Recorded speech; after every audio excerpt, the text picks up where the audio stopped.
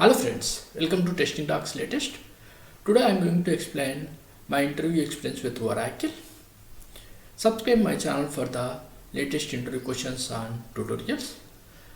Before arranging technical round from Oracle, I got HR call and they asked questions about the time complexity with list and insertion sort, merge sort in Java, and later once I shortlisted in HR round, they arranged the technical round.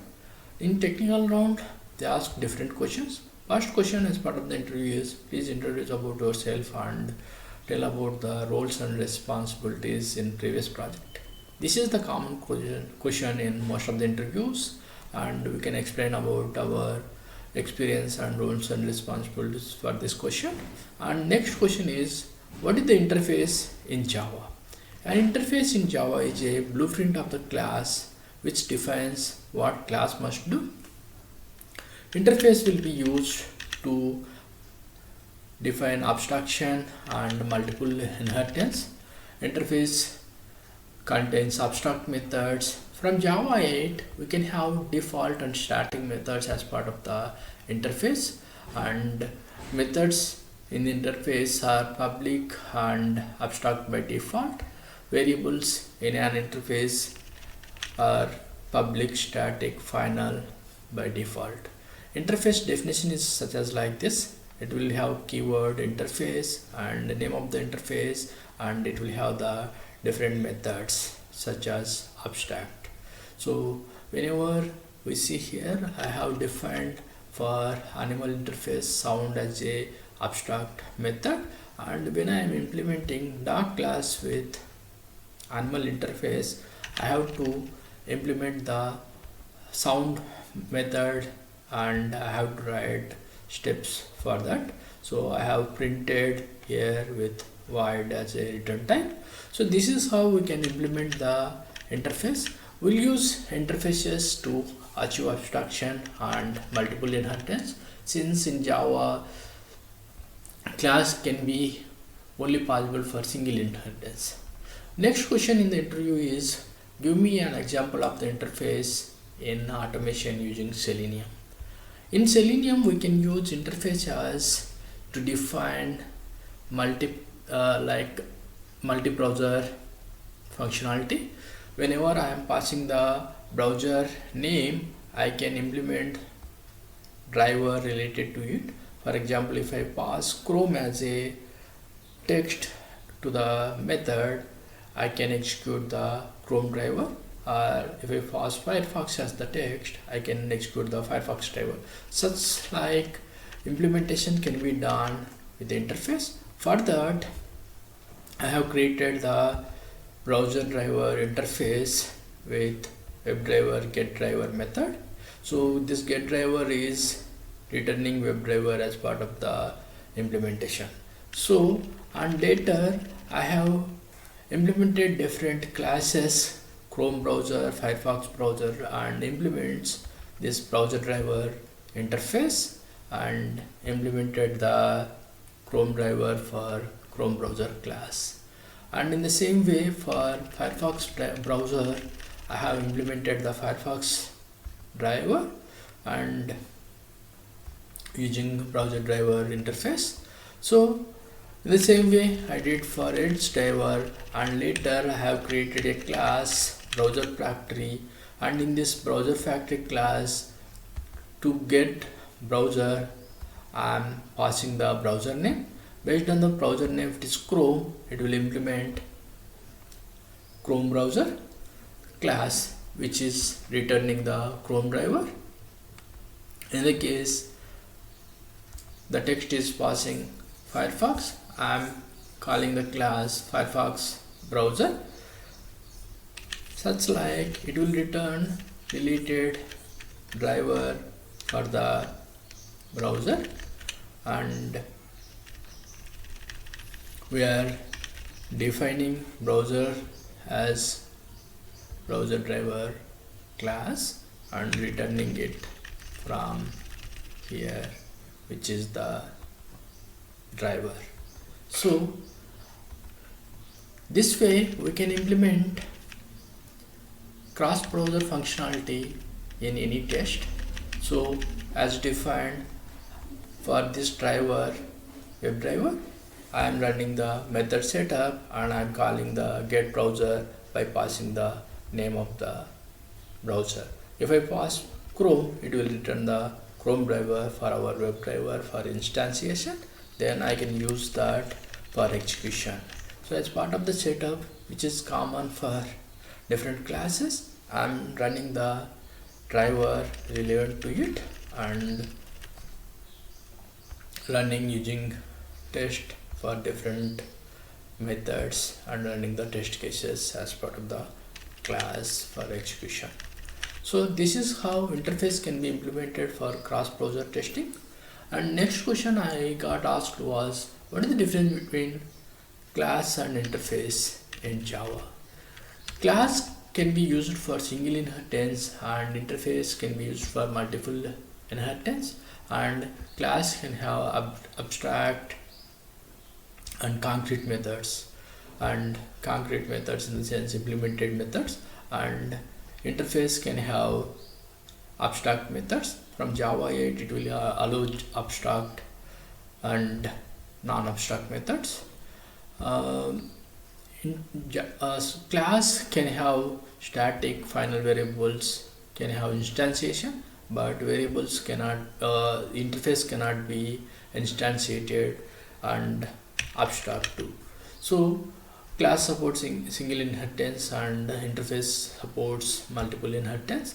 This way class and interface have differences. Class can be extended with extends keyword and interface can be extended with implements keyword. We can explain the differences between class and interface for this. Next question I have got asked in this interview is that find the duplicate characters in a string without using built-in methods. Whenever we find duplicate characters, we'll use the built-in methods such as hashmap and contains key, but without using that methods we can find duplicate characters that I'll explain in this video. And he is also asking with time complexity of n. So once we look through the string, we have to find whether it is duplicated or not. So for this we are going to use integer array with 256 characters, and each index of the integer array will be equivalent to ASCII value of the character, so that we can increment the index which is related to ASCII value, so that we can able to find whether a character is duplicated or not. So whenever we take integer array with 0 to 255 255 index values, each index is equivalent to specific character, whether it is alphabets, special character or integer. So as we see, small a is equivalent to 97 index, 97 value for ASCII, and in that way it will be incremented. So if you want to find A to Z small alphabets, it will be from 97 to 122. So in this way we are going to find whether a character is part of the integer array. If it is part of that integer array, based on the ASCII value we are going to increment that index and finding the duplicates. So as part of this method I'm going to use a test annotation, so that's why I imported arg.testng annotations.test. Find duplicates without built-in method, this is the class name, and find duplicates method I used to return the duplicates. String is defined with a b, c, d. If string is null or string is empty, we are returning immediately by saying string is empty or null. And later I have defined integer array char count with 256 characters, and I am getting the length of the string and defined character ch variable to find the character we are going to fetch from the string, and looping through the each character of the string and identify that char at the position of the I from 0. So and assign it to the char variable ch, and later I'm incrementing index. How we are finding that index? By using char count of ch. So this will return the index of the integer array. If I return char count of ch, char count of a, it will return 97 and increment that index value, which is default 0 to 1. So for example, if character is a, this is 97 index, 97 index default value now is 0. So hence char count of a at 97 index will be incremented 1, will be incremented plus 1. Hence now it is 1. So if again our char in the string equivalent to a, then it will be increment to 2. So how many times it is getting repeated, our char count integer array will be incremented based on the index. So in this way I have char count integer array with the incremented values. Later I am looking through the char count integer array. If char count at specific index is greater than 1, I am fetching the char and printing that. This fetching the character can be based on the conversion. If I equal to 97 index or 97 index, we are converting that as a character a and printing that a here, and how many times it is repeated based on the index we are going to print. So if a is repeated 2 times, we are going to mention that it is repeated 2 times. And we are using one more duplicate match boolean value to see that is there any duplicates. If it is false as part of the execution, then we'll return no duplicate found, in the sense it is not in the loop which is having incremented values greater than 1. So like that we are going to find duplicates in the string. And next question I got asked was from Cypress. Cypress will use JavaScript, and the question asked about how to use promise in a online tracking system using JavaScript. Online ticketing system is a kind of application where multiple data can be accessed at the same time. So means multiple users will be try to submit the reservation of the tickets, hence duplicate values can be happened. So in these cases we can use promise to see that whenever certain request we are going to send to the server, it will wait until the promise should be completed and see that duplicates cannot be added to the database. So a promise represents future result of an asynchronous operation. So it can be done with different states such as pending, resolved and rejected. So if I request such a seat in the ticketing system, if it is already filled, our promise will be rejected, hence we don't be get any failure with the data and application won't be break due to that.